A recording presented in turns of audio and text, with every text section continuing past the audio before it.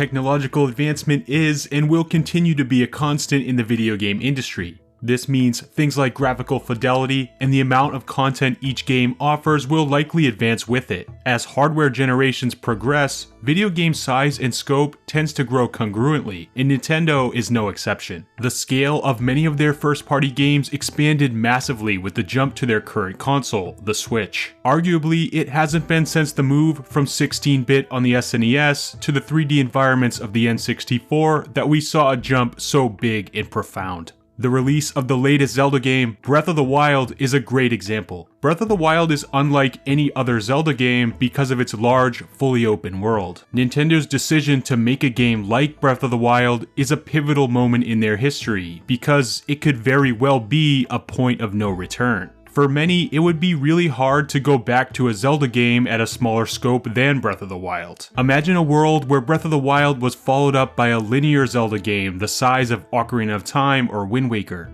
As much as Nintendo has proven they have the ability to create a great back-to-basics style Zelda game, it just doesn't seem like a possibility at this point. Breath of the Wild was so revolutionary and so wildly successful that it truly feels like it redefined the series. Any sort of follow-up not in a similar mold would most likely be seen as a disappointment. Breath of the Wild marks the start of a major design shift for Nintendo, and its success cemented the course of what types of games will likely come from the company in the future. Breath of the Wild catalyzed a trend toward larger, more open game environments in other Nintendo titles, and it's probably the reason why we're getting a direct sequel sometime next year. We see Mario take a smaller but similar kind of step with Bowser's Fury. Here, Mario explores one seamless, interconnected level. It's the Breath of the Wild treatment just on a much smaller scale. And just like Breath of the Wild, the response to this new evolution was overwhelmingly positive. Now guess what? If the next Mario game doesn't resemble Bowser's Fury in its design approach, fan disappointment is all but guaranteed. Even Super Mario Odyssey leans toward a more open-world philosophy for the plumber, as it reintroduces sandbox-style levels instead of linear, course-clear stages like its more recent predecessors have.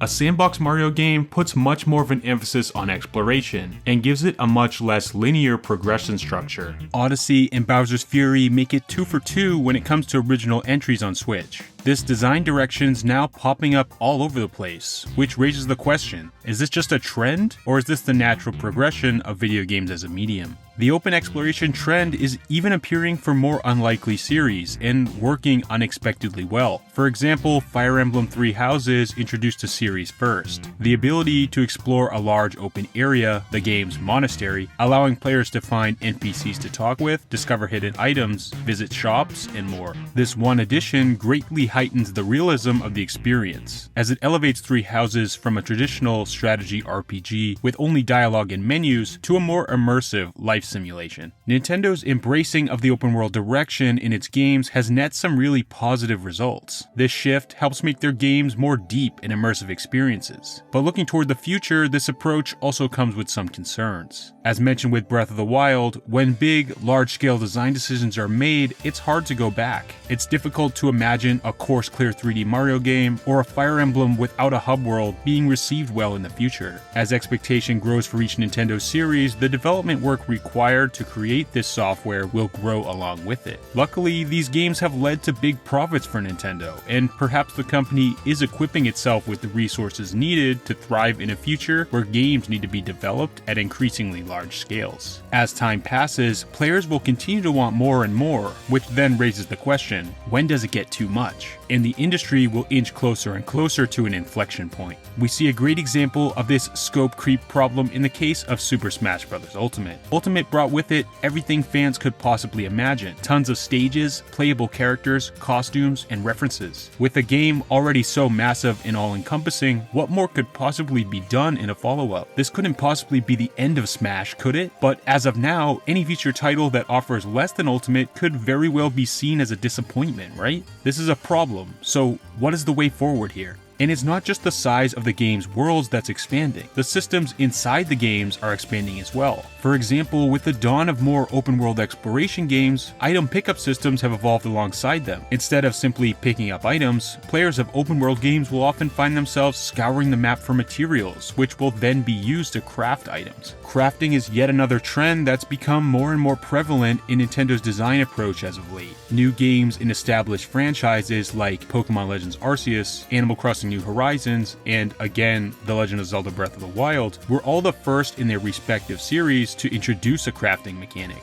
Via a crafting system, smaller items are combined with each other to create new, stronger, more valuable items. For example, in Breath of the Wild, small food items like nuts, vegetables, fish, and meat can be combined in a cooking pot to create dishes that restore more health and bestow greater special effects than if those ingredients were consumed on their own. It makes sense to imagine that this crafting system will be expanded in the sequel that's coming. For example, perhaps collecting ore or different materials could then contribute to an additional weapon crafting system. A system where Link obtains different weapon recipes from completing quests would be a great expansion to the quest system already introduced in Breath of the Wild. Accepting a quest would then set the player on a mission to obtain the required materials in order to forge that particular weapon. This would make weapon collection much more rewarding and could lead to some great stories behind each player's individual experiences, searching for the required materials or stumbling upon a powerful weapon recipe. What's presented in Pokémon Legends Arceus is effectively this system brought into reality, except in this case, the crafted weapons are the various types of Pokeballs or other items that can either heal, boost stats, or further assist in catching Pokemon, like a smoke bomb for example. Though nearly every item in the game can be bought with money, the more affordable and enjoyable way to obtain them is to seek out the required crafting materials while out on excursions. While exploring, the player is encouraged to pick up apricorns from trees, plus pieces of metal and tumblestones from the various colored rocks, as they'll find that these are the key materials needed for making Pokeballs, a resource of which the player can never have enough of.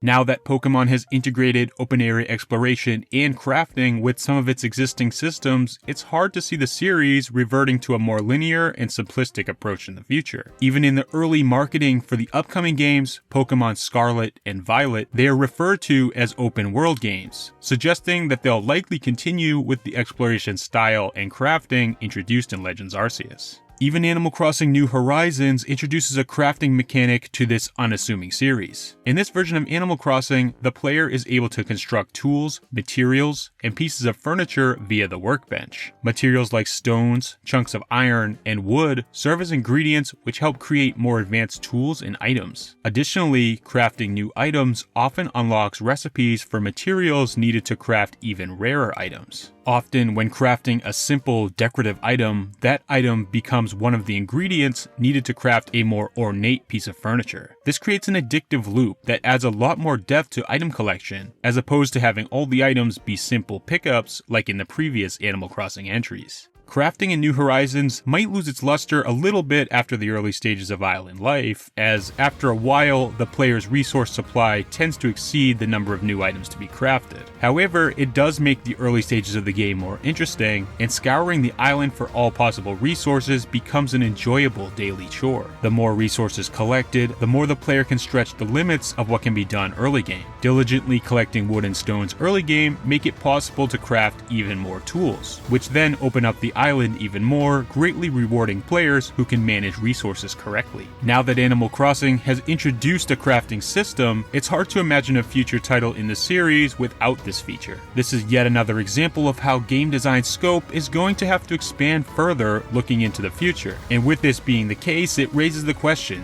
just how long will it take until we see the next Animal Crossing game? Games are massive endeavors, both for the developer and the player. With players having already sunk hundreds of hours into Nintendo's larger offerings, it's hard to imagine what bigger and better sequels might actually look like. Is bigger always better? Or will at some point a different approach be required? Nintendo's shift to larger, more complexly designed games has been very successful so far, but just how long can this last and remain sustainable for both them and the industry at large? These are just a few of the difficult questions that the future always seems to be filled with.